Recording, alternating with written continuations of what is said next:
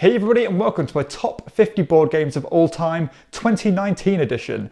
I do this list once a year and it's always interesting to see what's gone onto the list or what's fallen down. I played a lot of good games this year, so actually out of these top 50 games, 20 of them weren't on the list last year. So we've got a lot of new games on the list, and let's get started at number 50. At number 50 I actually have my latest game that I've actually got or played, which is The Merchants of Muziris. Now this is a really nifty little 2 to 4 player trading style game by John Cloudus.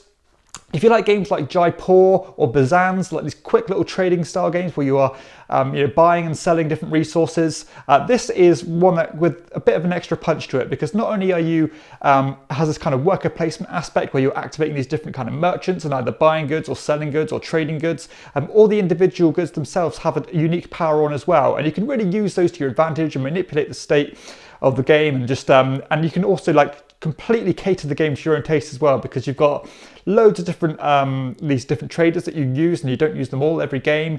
You've got lots of different end game criteria and stuff like that. It's a really nice game, plays really nice and smoothly, and has a nice bit of punch to it as well. So that's The Merchants of Muziris.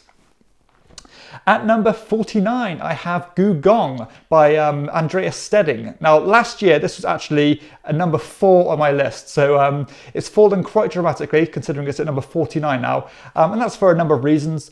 This time last year, it was brand new to me and I was still quite enamored by it, and still kind of learning all the mechanisms.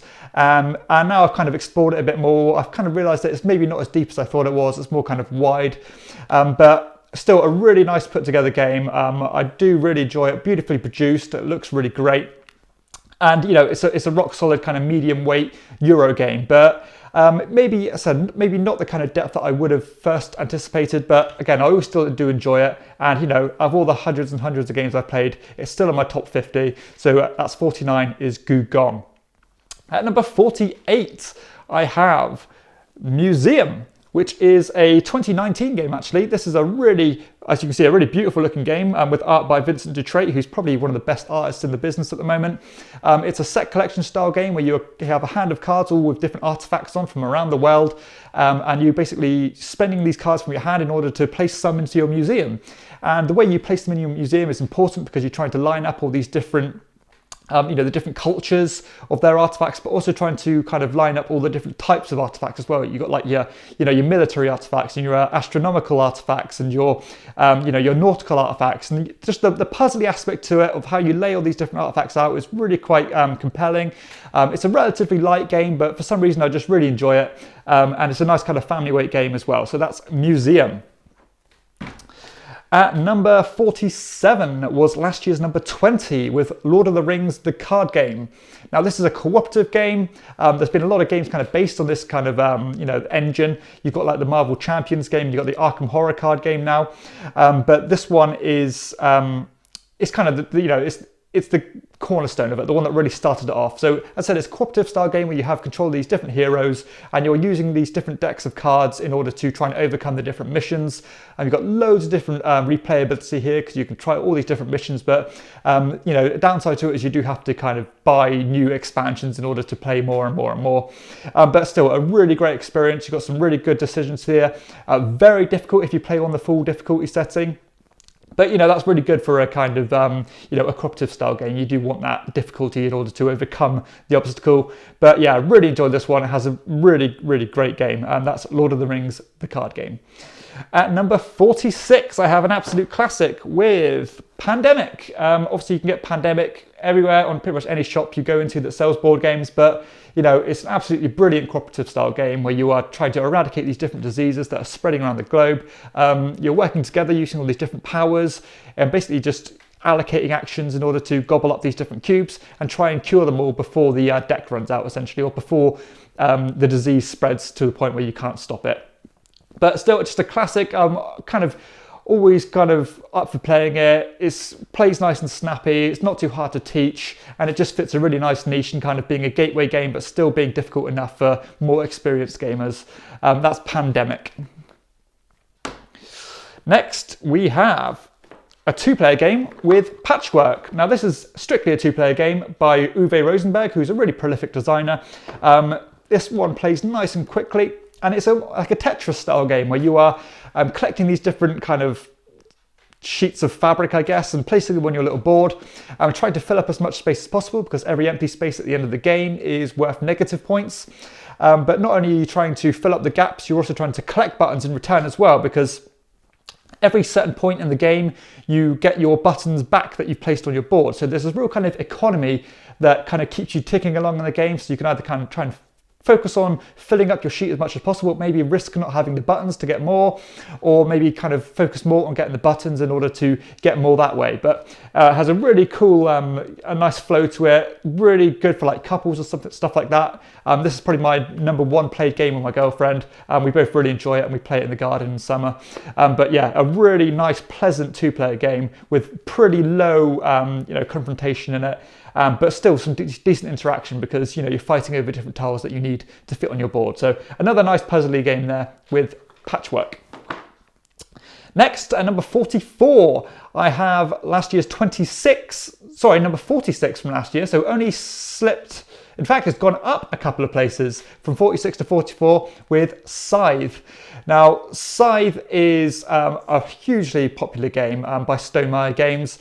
This is one that I was actually a bit unsure of when I first played it, but the more I play it, the more I've enjoyed it. I think it's a really nice game. I love the way that you build your engine by having your own player board, and you adjust them to make things cheaper, but still more effective at the same time. I love the lack of kind of confrontation in the game, because it is a Euro style game, but with elements of these kind of American, area control style thing. But yeah, it's a really nice, smooth game. Again, it looks really nice, beautiful artwork, nice production, good amount of strategy here. I love the kind of tracks you got to climb up with the multipliers based on how many objectives you've completed. Yeah, a really neat game, and one that I think everybody should check out at least once to see how you feel about it. But that's Scythe. At number 43, I have last year's 93, so gone up a whole 50 places, Telestrations. This is a great fun game with the right group. Basically, it is Chinese whispers, but with drawing. So you draw something, and then you pass it to the next person, they write what it is, then you pass it to the next person, and they draw what you've written, and so on until the book gets back to you. It's a brilliant fun party game that plays a lot of players.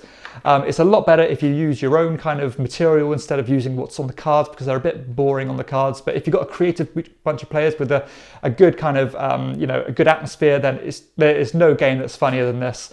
We've had some kind of drawings that have gone so far off the rails that it's just hilarious. So Telestrations, just guaranteed a good time with that one. At number 42, I have Arboretum. Now, this is a really clever little card game, another kind of puzzly style game, as you have a hand of cards with different trees on them. And you are basically, every turn is you, I believe you play a card and you discard a card. But the cool thing is when you discard those cards, you can discard them on, you discard them on your own discard pile, but when you draw cards at the start of the turn, you can draw them off either the central deck or off other players' discard piles. So you've got to be really careful about what you discard, because other people might really want those cards. You're trying to make these cool kind of chronological paths with all these different trees as they kind of cross through each other in order to get as much points as possible. But it's got this really nasty, or this really interactive twist to it, where if you don't have the majority of a certain type of tree by the time the game scoring ends, then you don't score for that tree at all. So you've got to be really careful about what you keep in your hand based on what you play on the table as well. So a nice kind of contrasting mechanisms there, and a lot to think about. And you can really kind of, screw other players over by keeping hold of the cards that you know that they want. That is Arboretum, a really, really clever game. And finally, for this episode, my number 41 is Decrypto. Decrypto is probably one of my most clever kind of party games. It's a team versus team word game where you are trying to not only communicate with your own team based on what your words are, but try and intercept on the other team's words as well. Basically, there's going to be someone who's providing clues based on secret words that only your team can see, but you've got to give those clues in a certain order number, or like a certain order of numbers. So it could be like 4, 2, and then 1, and you give clues that way. Your team got to try and guess what that is, but also the other team are trying to guess what it is as well. And just the first person to either miscommunicate twice loses, or the first person to intercept twice wins. A really neat game that plays a lot plays a lot easier than it is to explain, but it really is a party game with a bit more meat to it. It really is kind of a gamer's party game, but a really, really clever game that really does encourage you to think outside the box, and one that I highly recommend. That is Decrypto. So that concludes my first installment of my top 10 games. I hope you've enjoyed it. I'll be back soon with my next edition, going from number 40 to number 31. So this has been Chairman of the Board, and I'll see you all next time.